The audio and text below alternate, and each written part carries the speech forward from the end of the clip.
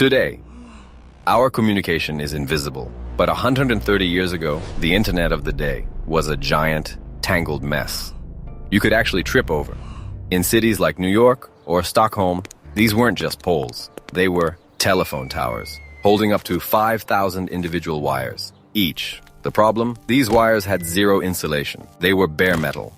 And they were everywhere. If you wanted a phone, you needed a dedicated physical wire stretching from your house all the way to the central exchange. It was an engineering nightmare that was about to collapse under its own weight. When the telephone was invented, the demand was explosive. Everyone wanted in. Engineers just kept adding cross arms. Some poles grew to be 30 meters tall, straining under tons of iron. They even built massive iron racks on top of buildings. The sky was literally disappearing. At first, they used iron because it was strong, but iron is heavy and a terrible conductor. When the wind blew or snow fell, the wires would touch. This caused crosstalk.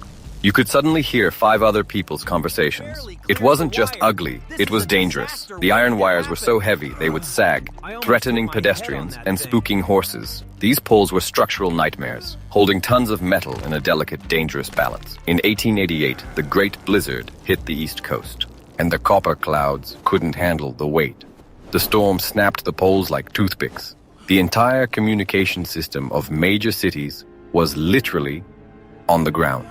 It was a system failure on a massive scale. Something had to change. The solution wasn't up, it was down. City leaders mandated that all wires go underground. A new, invisible infrastructure was being built. The engineering marvel was miniaturization. Installing these cables was brutal work, requiring new machinery and specialized engineering skills. The city's nervous system was moving from the sky to the soil.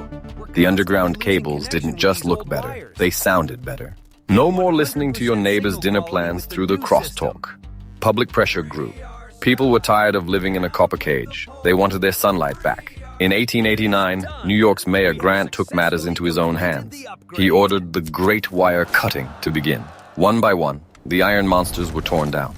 For the first time in a decade, city streets felt open again. Tons of copper and iron were hauled away. A billion-dollar infrastructure project vanished from sight, but not from existence. The system didn't die. It just went into hiding. Today, the cloud is actually under your feet. This hidden infrastructure is what allows you to stream this video right now. The logic remains the same. To connect us, we need a physical thread. It's just much thinner now. A single strand of glass can now carry more information than every wire in New York City combined. In 1890, safety and savings were the final nails in the coffin for the overhead era. We traded the visible mess for invisible speed, but we should never forget the iron web that started it all. Today, our systems are more reliable, but they are also harder to see. We live on top of a digital ocean. If the engineers of the 1890s could see our wireless world, they would think it was pure magic. Every system has its era. The copper clouds were just a necessary step in our journey to stay connected. But what about the systems that didn't just go underground, but were actually